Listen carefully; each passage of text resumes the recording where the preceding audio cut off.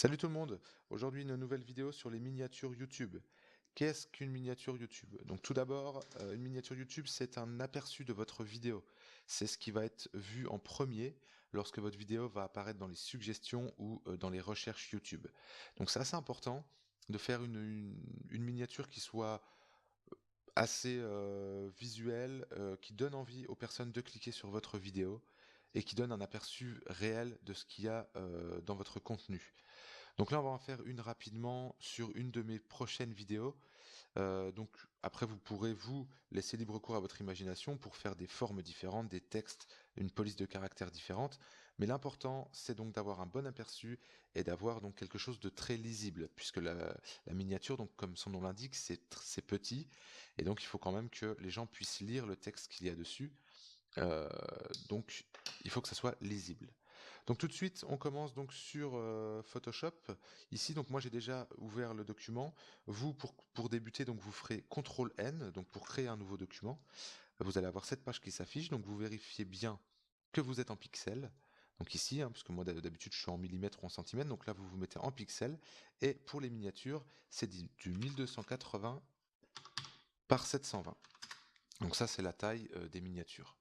YouTube, donc vous ouvrez, vous faites OK, donc moi je vais pas le faire puisque ça va ouvrir le même document, hein.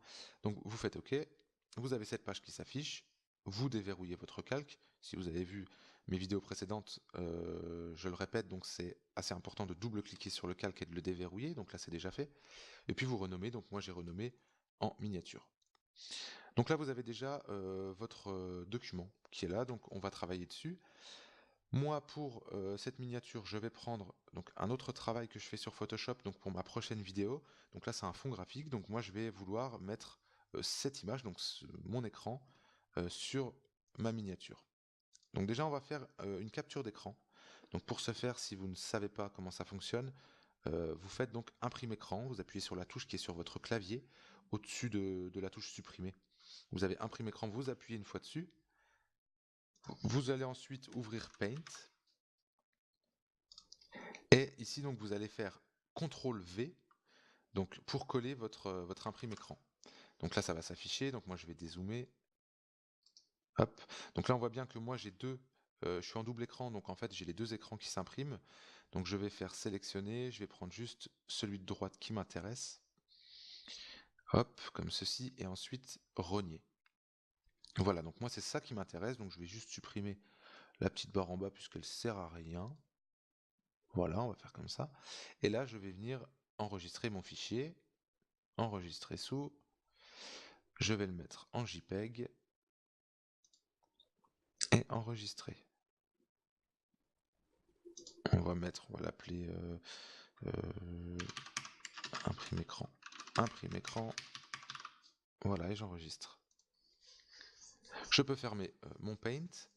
Je reviens ici donc sur mon document au-dessus. Et puis donc, je vais rechercher l'imprime écran que je viens d'enregistrer, donc celui-ci, et je vais venir le faire glisser sur mon document. Donc là, il va s'ouvrir, donc il est quasiment aux bonnes dimensions. Donc vous pouvez le retravailler, donc l'étirer vers le haut, sur le bas, sur les côtés si vous voulez. Donc là, pour être sûr, je vais juste le faire un petit peu dépasser pour garder un peu plus les proportions.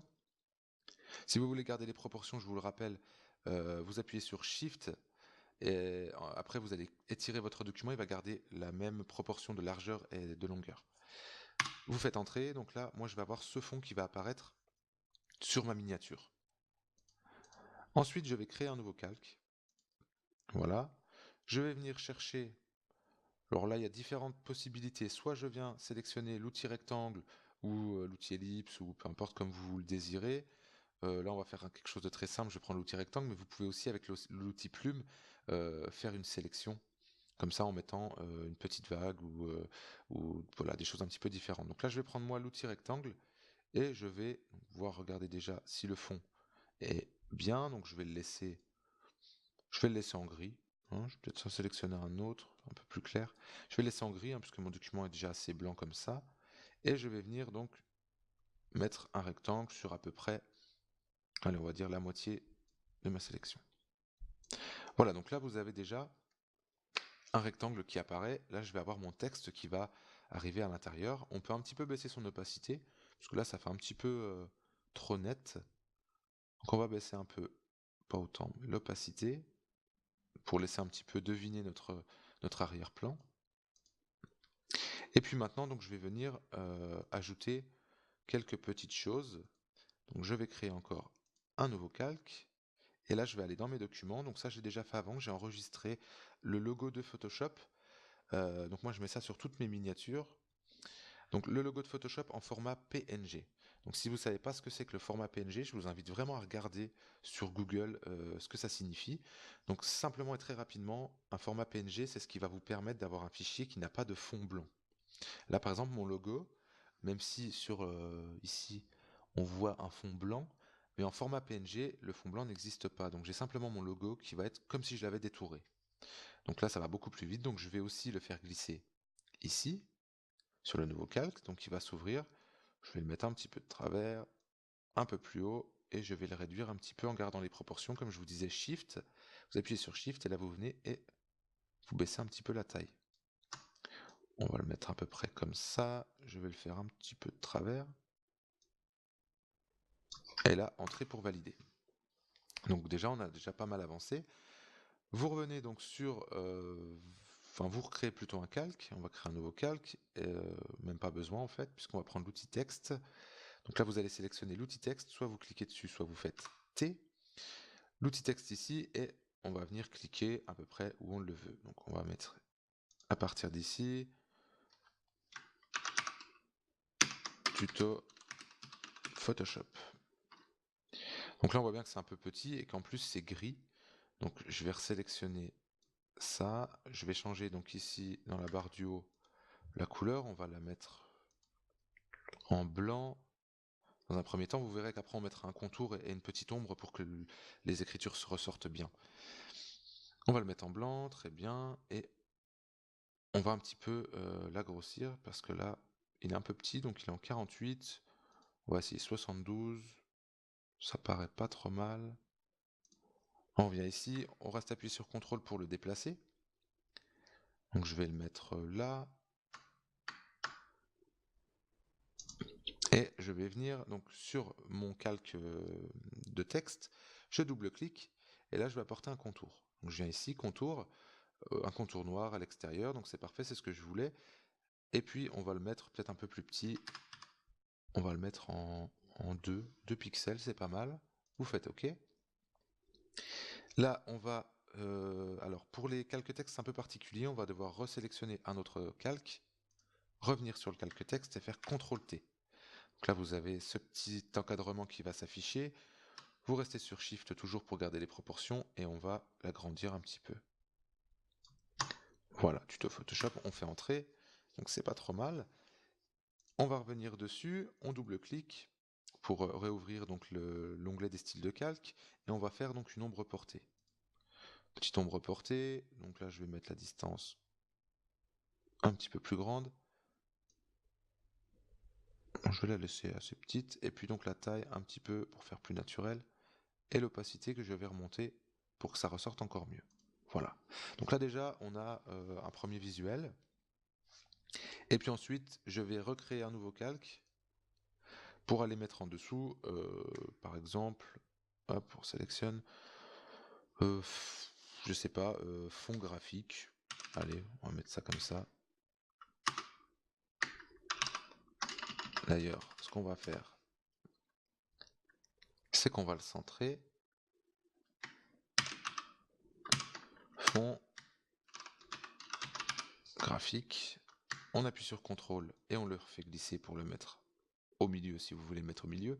Je vous rappelle que là je fais ça assez simple, hein. Je cherche pas vraiment à faire quelque chose de très très graphique et très très beau. C'est vraiment pour vous expliquer comment travailler, comment en faire un rapidement. Vous n'êtes pas obligé de suivre ça, vous pouvez faire des choses un peu plus graphiques, changer la police, on va voir ça tout de suite aussi, et régler donc l'outil texte. Donc on va revenir sur notre calque ici. Donc comme je vous le disais, donc faites attention à bien sélectionner le bon calque, hein. Donc vous restez cliqué avec votre souris, vous sélectionnez tout le texte.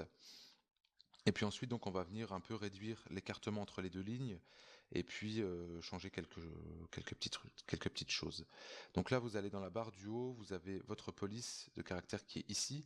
Donc vous pouvez faire un petit clic dessus, et là vous pouvez descendre ou monter avec les flèches de votre clavier pour changer directement la police, vous faire un petit aperçu de ce que ça rend avec d'autres polices, d'autres caractères. Donc nous on va rester dessus avec celle-ci. Et ensuite, vous avez donc juste à côté tout ce qui est réglage hein, avec la taille de la police. Donc ça, vous connaissez bien, je pense, hein, c'est assez basique. Et puis avec donc l'alignement de votre texte, soit centré, soit sur le côté droit ou côté gauche. Ici, vous pouvez donc déformer votre texte, l'arrondir par exemple, faire des petites choses comme ça, mais qui sont un petit peu, je trouve, un petit peu vieux. Ça rend vraiment assez vieux, donc j'aime pas vraiment utiliser ça. Et moi, ce que j'utilise ici pour changer l'écartement, par exemple, vous activez donc le panneau de caractères et paragraphes. Donc là, vous allez vous avez le petit panneau qui s'ouvre ici, le panneau de caractères, où vous pouvez tout régler. Vous pouvez aussi régler la police d'ici, etc., la taille. Mais là, vous avez vraiment plus d'options. Donc là, on va jouer sur l'écartement des lignes qui se trouve ici, et on va le baisser. Donc là, il est à 135. On va essayer de le mettre à 100 pour voir ce que ça donne. Voilà, donc c'est déjà un peu mieux. On va le mettre à 80. Ouais, 80 c'est pas mal. Ouais, je pense qu'on va laisser 80. Donc voilà, donc là vous avez l'écartement entre deux lignes. Là vous avez juste en dessous l'écartement entre les lettres. Vous avez la taille, la hauteur des lettres simplement ici. La largeur, donc comme ça vous pouvez jouer sur la hauteur et la largeur comme vous voulez. Donc voilà, vous avez toutes les options ici. Donc je vous invite un petit peu à toucher, hein, un petit peu à découvrir. N'oubliez pas que pour revenir en arrière, vous avez le CTRL Z ou CTRL ALT Z pour revenir plusieurs fois en arrière. Donc n'hésitez pas à essayer un petit peu tout ce que vous pouvez faire. Donc une fois que on a réduit cet écart, on va resélectionner ici. Donc comme je disais avec l'outil calque, c'est un peu particulier. Donc on va changer de calque et revenir dessus. CTRL T.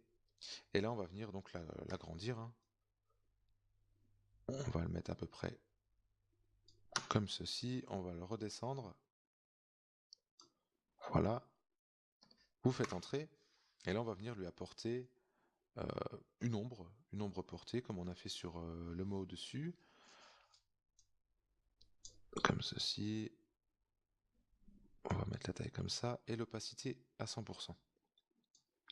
Ce qu'on va faire aussi, c'est que vu que je l'ai agrandi, on va peut-être un peu voir avec un contour à 3 ou 4 pixels ce que ça donne. Ouais, c'est un petit peu mieux, je pense. 4, ça fait un peu gros. Faut pas oublier, donc comme je le disais au début, que votre miniature, comme son nom l'indique, très petite, donc il faut quand même une police assez grosse et très lisible. Donc ce qu'on va faire, on va le mettre à 3.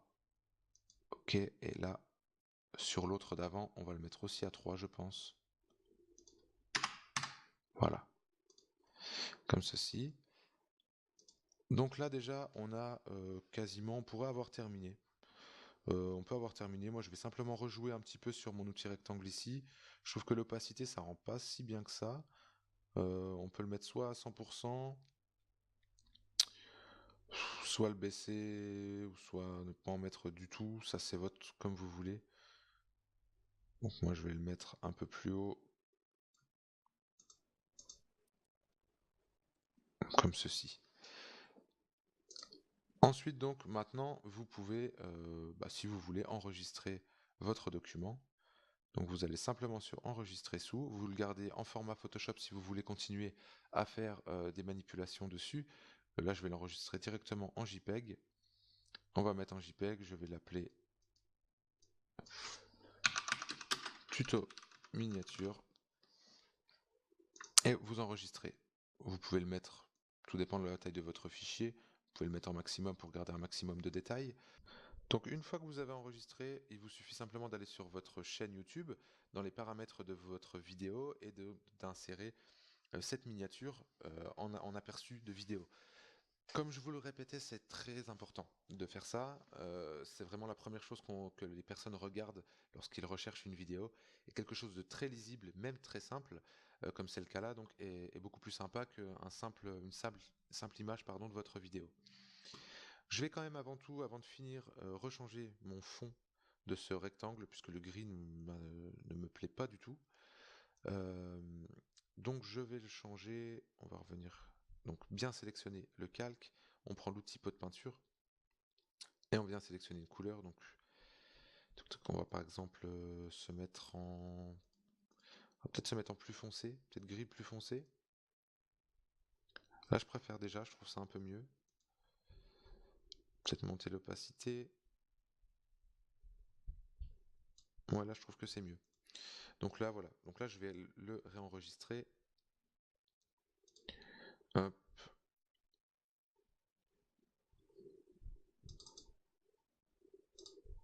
Pour l'enregistrer, comme je l'ai fait tout à l'heure, je vais garder le premier, donc je vais le mettre en JPEG et je vais l'appeler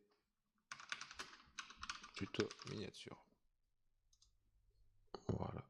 Enregistrer, là je vais remplacer le premier que j'avais fait et je l'enregistre au maximum. Voilà, ce tuto est maintenant terminé. J'espère qu'il vous aura servi.